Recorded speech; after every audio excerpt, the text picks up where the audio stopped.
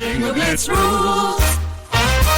If your bingo has ads in it, That's not a bingo. if it doesn't have the coolest tournaments, mini games, and the most breathtaking design, Nope, not a bingo. if your bingo moment makes you feel so excited that you just want to burst in joy and scream out loud, bingo! Sorry, so you're playing... Bingo Blitz? Now that's a bingo. Discover a world of excitement with Bingo Blitz, the #1 free bingo game. Download Bingo Blitz and play for free. Now that's a bingo. Get softer, smoother, and more even-toned skin after just one use with the new Gentle Exfoliating line from Cetaphil. Formulated with a unique triple acid blend that promotes surface skin cell renewal, these gentle chemical exfoliators remove dead skin cells and refine skin's texture while hydrating, resulting in softer, smoother, more even-looking skin. Shop the new Cetaphil Gentle Exfoliating line in the face and body aisles at your local Target store or online at Cetaphil.com. Max Bankman, I'm the new doctor. Welcome aboard the Odyssey. ABC Thursdays. This ship is heaven. We're tending to our passengers' dreams. I'm in. From 911 executive producer Ryan Murphy comes a splashy new drama on a luxury cruise ship with Joshua Jackson and Don Johnson. It's your job to keep everyone alive. She's in VFib. 1, 2, 3. Clear. I have a pulse. You're going to be okay. Dr. Odyssey. Thursdays, 9/8 Central on ABC. And stream on Hulu. What's up, Megaroo? Yeah, not much. Just chilling. So happy to be here. So happy to fist y'all and get fisted on this Friday. This mutually beneficial relationship. Oh, yeah, baby. Oh, yeah. What's that from? Because in my mind, it's a sound effect. Yeah, it's like it come. Oh, yeah. Like that. Mm-hmm. Ferris Bueller. Oh, could not have told you that. And they parody Ferris Bueller all the time. And so it's just gotten picked up in other things. Yeah. Like, I don't think of it as like a Ferris Bueller thing. Yeah. When I saw Ferris Bueller for the first time, probably like 5 years ago. And when I watched it, so I was like, oh, that's what this means. That's what that is. Because like so many things pull from that movie. And I was like, wow, this like movie is like, I always knew that it was like a big thing, but there's a lot of those like 80s movies where you go back and you watch it and you're like, this is offensive. That movie isn't offensive. And I was just like, so many things have taken from this movie. Where that was my experience normal. watching it. I was like, oh, so everything's just referencing this. Like, okay, cool. Like now I finally actually, like the whole time I thought I was like laughing at jokes I understood. And then I was like, oh no, this is a reference. Okay. That's how I felt watching Back to the Future too. I was like, oh, okay. So this was the blueprint.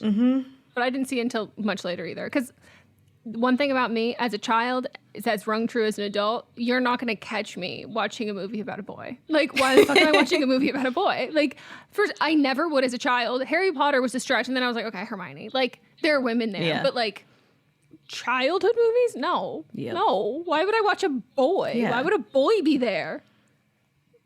Yuck. Anyways, welcome. That didn't make it better. I didn't at all. Welcome to Fisting Friday, where we are going to read the results of last week's episode of But Am I Wrong? And we will also read your responses. And this is for episode 101, Back to Basics.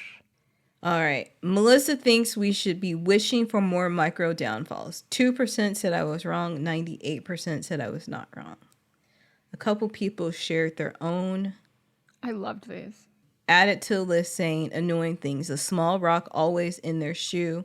Their pillow is never cold. They can't itch that one scratch just out of reach. That happens to me too much. No, that to me leads me to a place that like I'm not proud of. Like I'm at a point where I transform into someone else and like I can't survive in that state for long. Someone else said, I wish that every pair of socks you wear gets wet. Oof. I wish that every important meeting you have, you wake up late, it's raining, you hit every red light, and when you get to your destination, you realize that you're at the wrong place, and when you get to the right place, you realize the meeting you had was for the next day. I wish that all your fries are cold and soggy. I wish that every summer your AC breaks and no one can come repair it. Just a few to add to the list. Those to me are violence. Like those are acts of violence. Mm-hmm. I hate, and they're creative. The sock thing is one of my biggest pet peeves because socks, especially the greatest socks that ever were invented, Bomba socks, they because of how well they're made, there's not like holes, like little tiny holes, so it takes longer for them to dry than other socks do, and so I have to always rerun the dryer for them. A tight weave. Mm-hmm. Tight weave. Yeah, I can't even do socks are a big issue for me. As from the time I was a child, I used to be like, I can't wear these socks; they are rusty, and I'd be like 4. My dad would be like, "What the fuck is a rusty sock?" And I was like, I get it. Them. I get it. Yeah, I can't like do Hanes seams white in my socks. are like awful. I can't. It's so difficult. So the wetness of a sock, it would be really bad. Yeah. You missed one of my favorite ones. It's just someone just said, "I love this so much. I hope my enemies get hemorrhoids."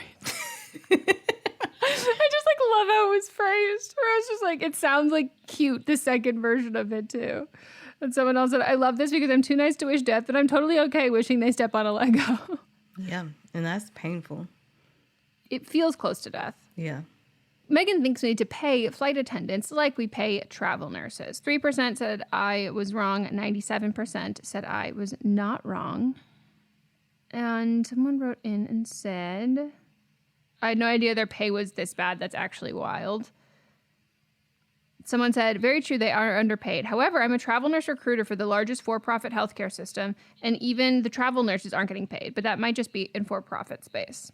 I do wonder that. I'm not sure. I know that in terms of, in general, for-profit healthcare does not pay well for the people who are not reaping the profit, the corporation. But I think the thing with travel nurses is a lot of times you can shop around in a way that you can't with. Yeah, there's some that I know that are making bank. Yeah. Unfortunately for everybody else, Yeah, and that's comes from a place where you can hold out for a position that will be in a place that you want to move to, and that also is financially very enticing. But for a lot of people, you can't do that. No one really gets into nursing to be I'm just gonna take my time and wait and whatever. When you get into any sort of medical field, you have debt and loans and stuff. So a lot of people don't have the luxury of being super choosy for that. I was too quick. This is definitely a wrong vote. As someone who has a flight attendant best friend, they literally deserve everything with what they have to deal with. Wholeheartedly agree. And after this episode, I ended up on shitty passenger TikTok, on flights. And I was like, I can't do this anymore. The stress I feel of people being horrible when we are in the sky. Wait till we touch down. Wait till we land. Do you follow passenger shaming on? No, because it stresses me out. I like to follow them because it gives me, because I feel like a lot of times when I'm on a plane, I feel like I'm the only one that is being respectful and not taking my shoes off or not touching other people's shades and things like that. And so it gives me solace that I'm not alone. Yeah, it's a group shaming. Yeah. And you're oh, collectively we all notice this and we all hate this. Yeah. Good to know that this is not an island of one. Uh-huh. That's fair. I think that's very legitimate. And then we've got writer number 1 versus quitting their dream job to pursue art. 46% said the writer's wrong. 54% said the writer is not wrong. A lot of people had things to say about this one. I agree with Eminem. No quitting unless you have a backup, and you'll resent and hate anything after a while if it is the only thing financially sustaining you. Someone else says she isn't wrong necessarily, but needs to make sure she can support herself. I work at a gallery, and I've seen so many artists do both, though. Someone else said, I think most creatives have a day job, and there's nothing wrong with art being your side hustle, at least in the beginning. Best of luck to the writer regardless, though. Another person said this one is a bit confusing. She should absolutely quit her job to pursue something better if she can afford it. And then someone else said, it's not that the writer is wrong, but you both were saying, it's circumstantial. If the fiance can support the writer and is happy to do that, if it would cause strain and resentment or wasn't a conversation, then it could be very much so wrong and should follow the advice of making it a hobby to better the skills first. Another person said, do I think it's necessarily smart of the writer to quit their job? No, but I also don't think it would be wrong of them. As long as they're aware of the consequences it might have, which Meghan and Melisa pointed out so nicely, and the writer is okay with dealing with those consequences, I don't think it would be wrong of them to quit.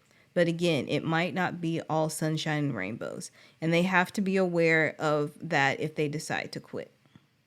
And that's all the thoughts. And I'll reiterate one more time. If someone can financially support you, that means they're putting money in a 401k for you. That means that, like, it's not just they're covering all of your home or, like, mutual expenses together, or even, like, your own individual expenses. It's not just that. It's that you are being compensated for the fact that you are taking a break indefinitely or temporarily in your resume, which will cost you money. Mm-hmm. And Social Security. Who knows if we'll even get it, but they should still be putting it away on 401k.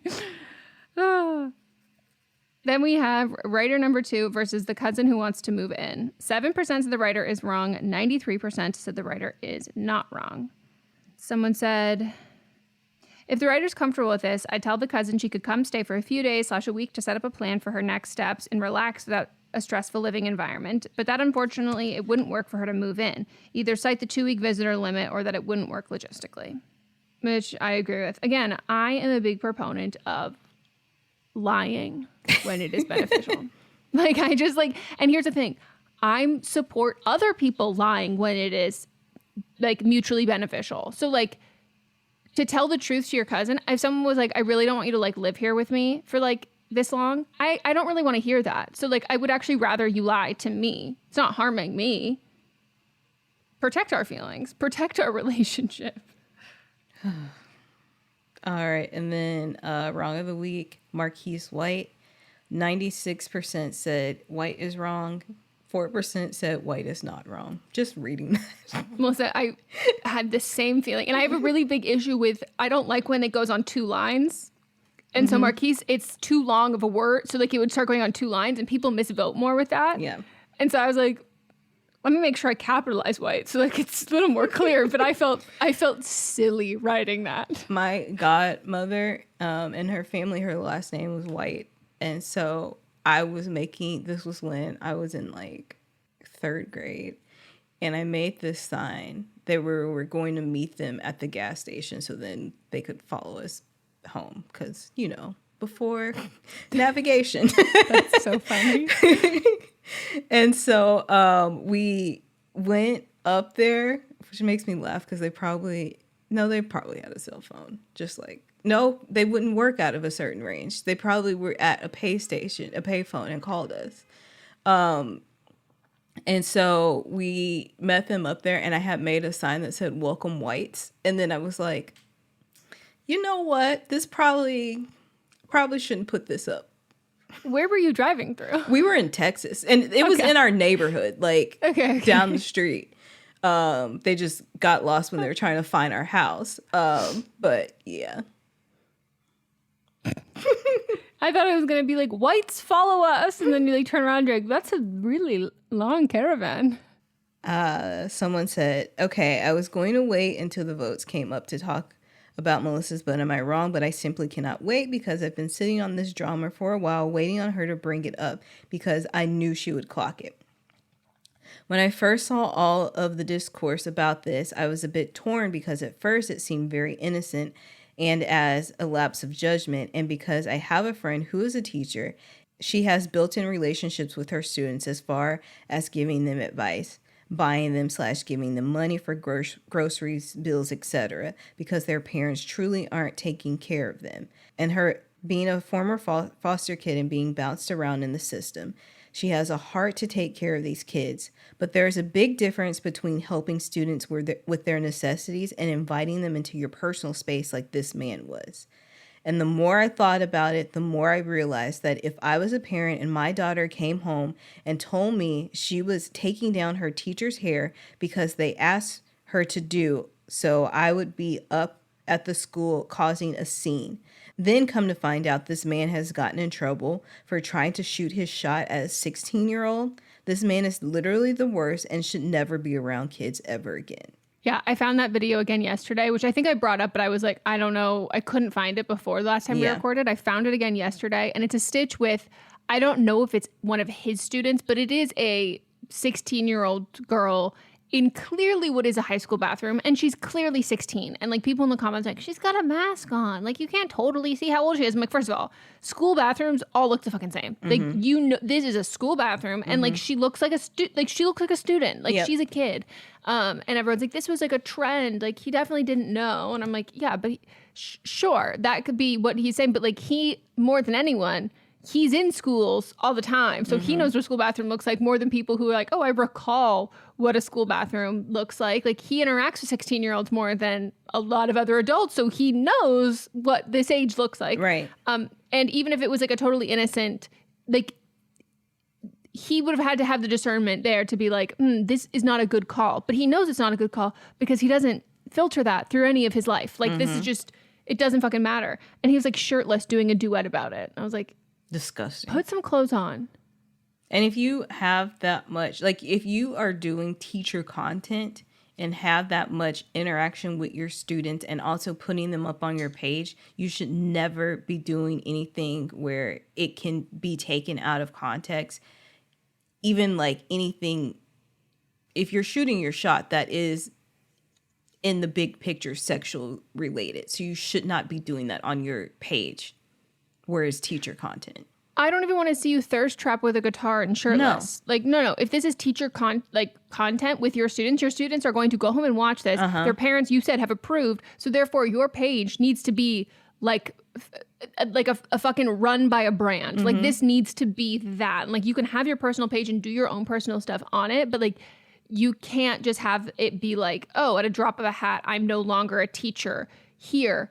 I'm just some dude who's shirtless in my apartment, like making funny videos. Right. Like you can do that, but it cannot exist on the same platform. It's the same thing I feel about like, it's not a double standard. Like it's the same way I feel about people who make content that's like sexually explicit and then also show their kids. Yes. I don't think you should show your kids on your like I'm fine. You do OnlyFans, go off, love it, do that. You want to make like your sexy thirst trap videos, like dancing up and down, bouncing your boobs to attract a certain audience. That's awesome.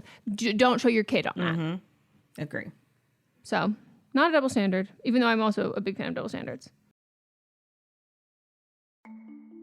As a podcast network, our first priority has always been audio and the stories we're able to share with you. But at Realm, we also sell some pretty cool merch, and organizing that was made both possible and easy with Shopify. When you think about successful businesses like Aloe or Allbirds or Skims, an often overlooked secret is the business behind the business that makes selling and, for shoppers, buying simple. For millions of businesses, that business is Shopify. That's because nobody does selling better than Shopify. It's the home of the #1 checkout on the planet. And the not-so-secret secret that's definitely worth talking about is that Shop Pay boosts conversions up to 50%. That's more happy customers and way more sales going. If you're hoping to grow your business, your commerce platform better be ready to sell wherever your customers are scrolling or strolling, on the web, in your store, in their feed, and everywhere in between. Businesses that sell more, sell on Shopify. Upgrade your business and get the same checkout we use with Shopify. Sign up for your $1 per month trial period at shopify.com/realm, all lowercase. Go to shopify.com/realm to upgrade your selling today. Shopify.com/realm.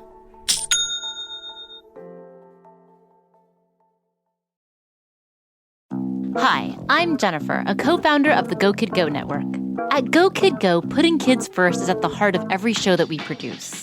That's why we're so excited to introduce a brand new show to our network called The Search for the Silver Lining, a fantasy adventure series about a spirited young girl named Isla who time travels to the mythical land of Camelot. During her journey, Isla meets new friends, including King Arthur and his Knights of the Round Table, and learns valuable life lessons with every quest, sword fight, and dragon ride. Positive and uplifting stories remind us all about the importance of kindness, friendship, honesty, and positivity. Join me and an all-star cast of actors including Liam Neeson, Emily Blunt, Kristen Bell, Chris Hemsworth, among many others, in welcoming the Search for the Silver Lining podcast to the Go Kid Go network by listening today. Look for the Search for the Silver Lining on Spotify, Apple, or wherever you get your podcasts. What's up, everyone? It's Noah Daniels. Hey, y'all. I'm JJ. Hey, guys. It's Kat. And we're your hosts of the Real Hauntings podcast, where we bring on guests who share their first-hand encounter ghost stories and supernatural experiences. Now on to the trailer.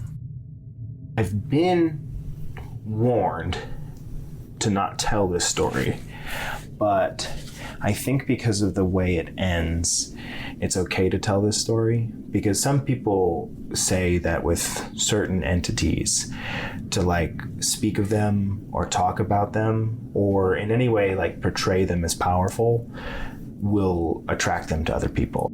The creepiest thing about it to me is a lot of times it would wait for me to notice it. Like it would just lay its arm out like this, and then I'd be like, where is it? Where is it? And then I'd see it, and then it would just slither back. For more information on the Real Hauntings, Real Ghost Stories podcast, make sure you check out real.fm to learn more about our podcast and many other amazing podcasts.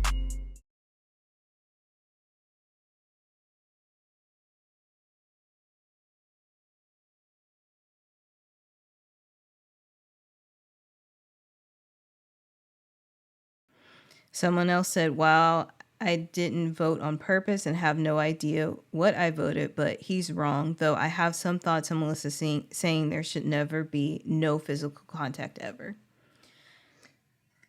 The reason I said that is because innocent or not, things can get misconstrued, misimplied. There can also be like, it can be a gateway to someone that is a predator as a way to like make things comfortable for the student. I'm fine with like high fives, like those teachers that do the that have different high fives for their kids. I think that's precious. And I think that also came out of not like making a barrier between teacher and student, so there's no like hugging. Do that all day long. That's cute, that's caring, that shows that you have a special bond with each kid, but like you don't need to hug them. That was like when we had someone had written in about braiding a kid's hair. I think it was a Don't Blame Me, maybe. I can't remember, but they had braided a girl's hair and then braided a boy's hair and said that it was like the parents were being sexist or something was the gist of it, because they were mad that she braided her hair, or she braided the boy's hair. And I was like, it could be they just don't want you to touch their kid.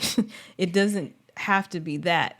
But then like someone wrote in and said it was a Don't Blame Me. Somebody wrote in for Don't Blame Them and said that at their school, a male teacher did something and then like got fired, or it was along the lines of they got fired or they got reprimanded because a girl student said that he was doing something inappropriate. And it was just like, what was he doing? Just because you think that he's a good guy doesn't mean that he actually is. Yeah. And like I think that like there's like people talk about like young kids, like kindergarten, they'll do like, oh, do you want to like, what do you want to, if a kid will ask you for a hug, there's a certain age range of a kindergarten where the kid is the one asking.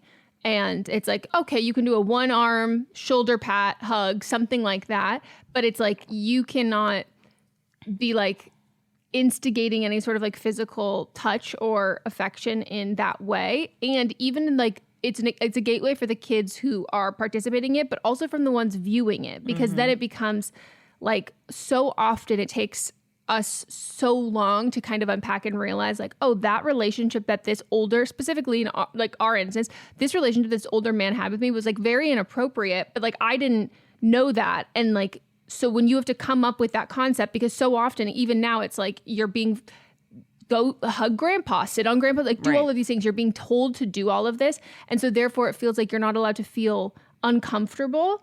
And now when you tell kids that they don't have to do that, when then someone insists that they do that or they don't listen to them doing that, that gives people around the situation, observing it, and people in it to like, oh, there's a big line here between what normally happens in these circumstances and then what this person is doing. So therefore I can categorize them into this is not safe. I don't trust them, because teachers, again, are supposed to be safe. We have all this like conflicting sort of messaging. And so like it is messy and difficult. And like I say this as someone who like did not have like, I was probably definitely a touch starved kid. Like I did not have good, like I did not have a good home life and also like the family, like affection, any of those kinds of things.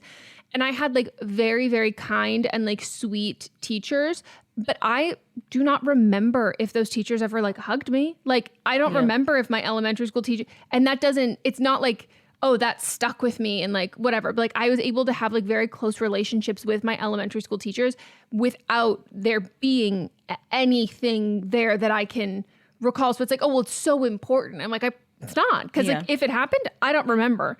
And if it didn't happen, it didn't stop me from really like loving these teachers so much. So yeah, I think any sort of physical contact with someone who is like that level of power above you and has that kind of control, that's like hugging your boss. And like, that's just not appropriate, because it might be appropriate depending on who your boss is, but it can't, if we make it a blanket statement, then it becomes expected and then people be reprimanded for not participating. Yep. So I saw another news story. It wasn't this,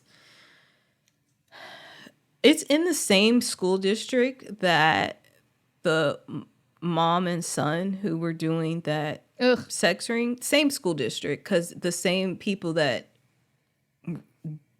were the community leaders that spoke out against that were speaking out against this. And I was like, what the hell is going on in Houston? Tired. But this music teacher was making Snapchat explicit content in her classroom, like lifting up her shirt, playing with her titties, bending over. I have to send you the video because it looks like an SNL skit of the man describing what is happening, because he's using like a very preachery voice, and he's like, she bent over and all you could see were pubes and stretch marks or something like that. Woo, came for her, right. As he should, but damn. Right. But she was in her classroom with her school ID doing this, and then in the bathroom at the school where you of course could tell it was the school, like you were saying before. And she was and her students saw it. Of course they did. Like, algorithms also work by proximity. Exactly. Come on, how old was this woman? She looked, apologies to the white community because it's kind of hard to tell y'all's ages. And Melissa, I have to cope with it. She looked like she could be anywhere between 25 and 40. I'm not sure what she was. Millennials, I need us to figure out, because we don't have the excuse of lead paint. So like, what's going on? What's going on here? This isn't lead paint. So like, what is it? And if it is lead paint, I think we probably have something else to figure out, because I thought we had that under control. You knew you were going to get caught. You're going to go through all that fucking schooling and education to get caught. You had your school ID on. Yeah. You're in your classroom with your name on the back wall. Yeah, you've got media literacy. Yes. You know how to work technology. Like, you did all of that to get fired and arrested? Okay. That's fucking crazy. Damn, those parents at that school must be like, we're so fucking tired. I don't think it's the same school. It's just the same school district, though. Yeah. That's still too close. Yes. Too fucking much. Well, fuck that. Yeah. That's crazy. Well, speaking of... What is the transition here? Horrible people. My wrong of the week, I nominated Harrison Butker. 99% said butt kick is wrong. 1% said he is not wrong. I think those people said that they voted wrong. I'm hoping. And we did have some people who wrote in about this.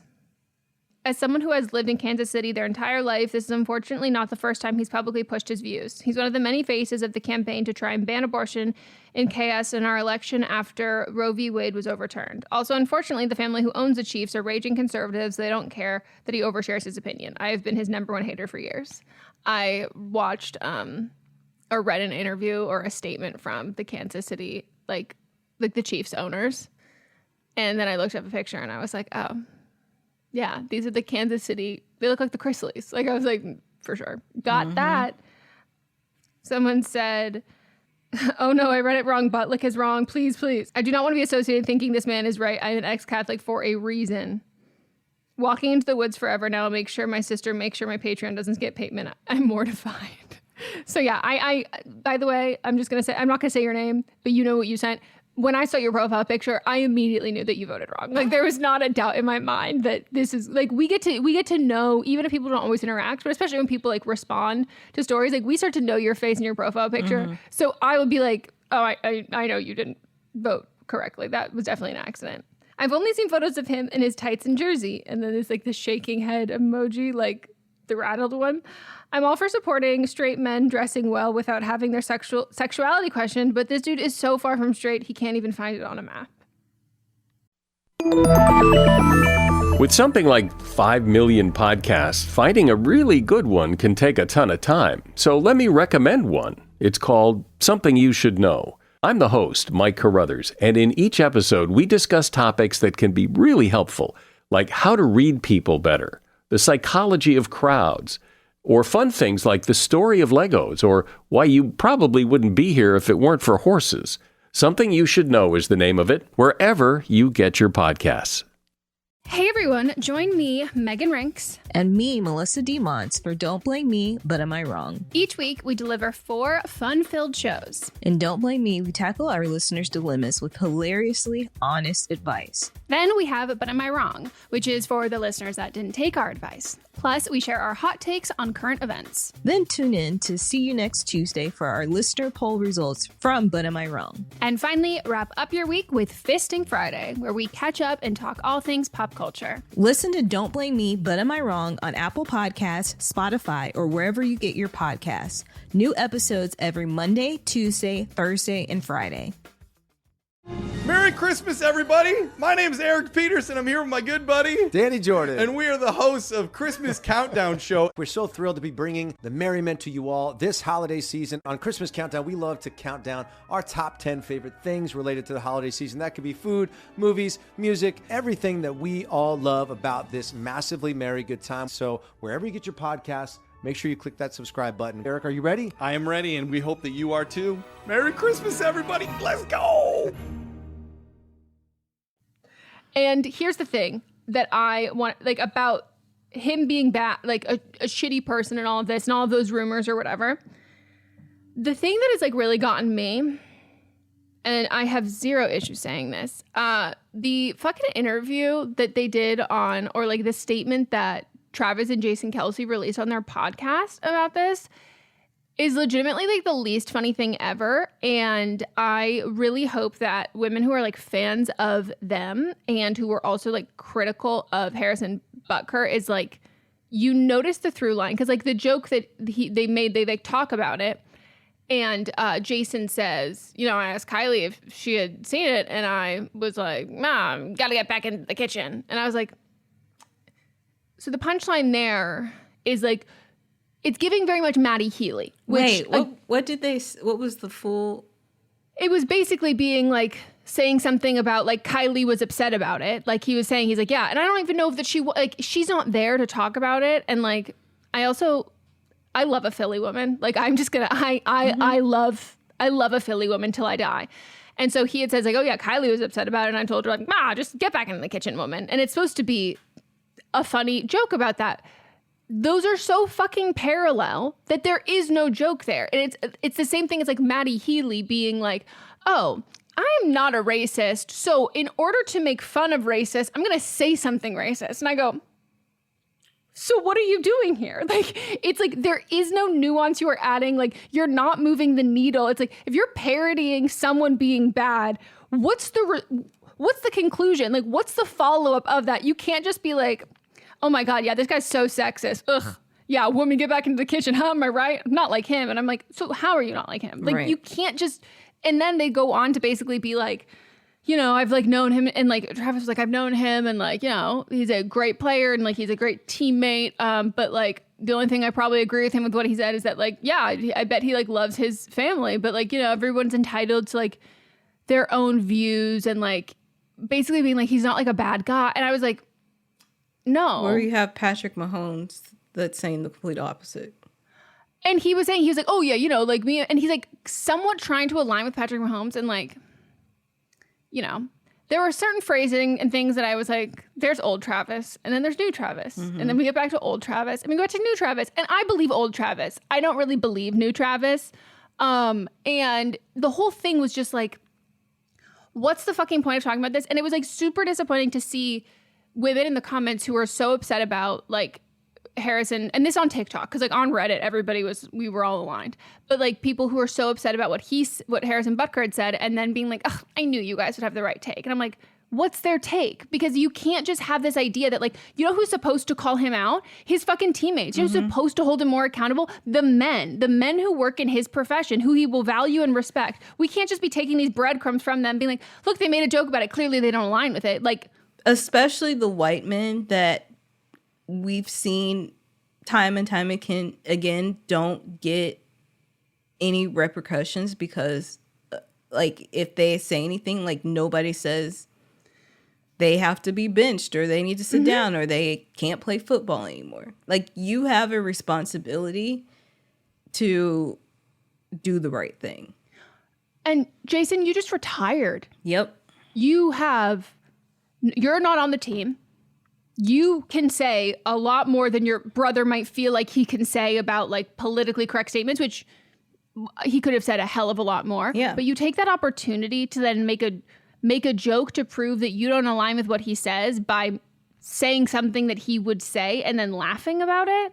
Like what is funny about that whatsoever? And also I'm like, that's an embarrassing joke to make when your wife has come on your podcast and said that she can't leave you with your 3 kids alone for more than an hour because she won't even let you feed them because you're incapable.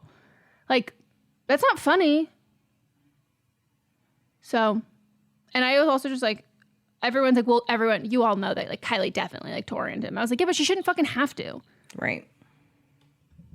I just like, it's just, I hate when it becomes an opportunity for men to distance themselves from other men by like laughing at it and like just pretending to say the same thing and then being like, well, if we laugh after and it, like you hear the tone of my voice, you know I'm doing it as a joke to prove I don't agree with it. I was like, prove you don't agree with it then. Don't do that. Prove it.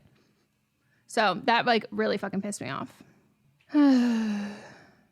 But hey, in Travis's own words, he thinks more than 20% of the team are flat earthers. There we go. Got nothing else to add. That's it. Right? That's our results for that episode. So I was going to be really on top of posting those votes. It didn't happen. This week I'm gonna. I just know it. I feel it in my heart. Well, last week. If we end up recording on Wednesday, you're going to have to be. Facts. Facts. Well, we hope you all enjoyed and have a wonderful weekend. We will see you on Monday for Don't Blame Me, Tuesday for See You Next Tuesday, Thursday for But Am I Wrong? And then we'll be right back here for Fisting Friday next week. Wow. Good job. I really hated that. I'm really rubbing off on you. Unfortunately. Bye. Bye.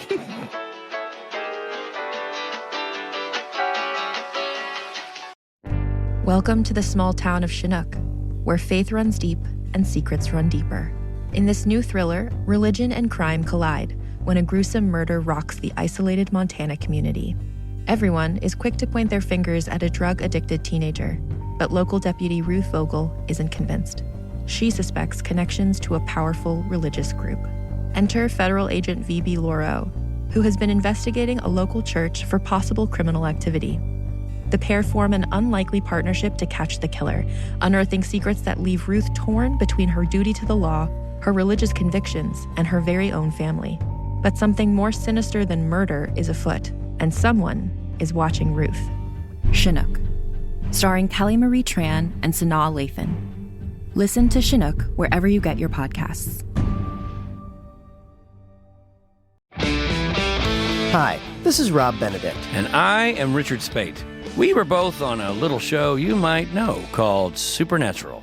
It had a pretty good run, 15 seasons, 327 episodes. And though we have seen, of course, every episode many times, we figured, hey, now that we're wrapped, let's watch it all again.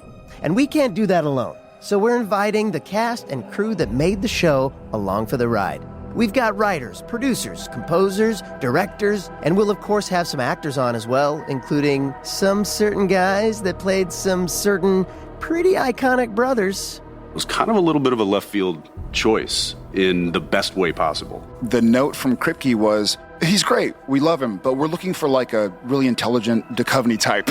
With 15 seasons to explore, it's going to be the road trip of several lifetimes. So please join us and subscribe to Supernatural Then and Now. Do you love Disney? Do you love top 10 lists?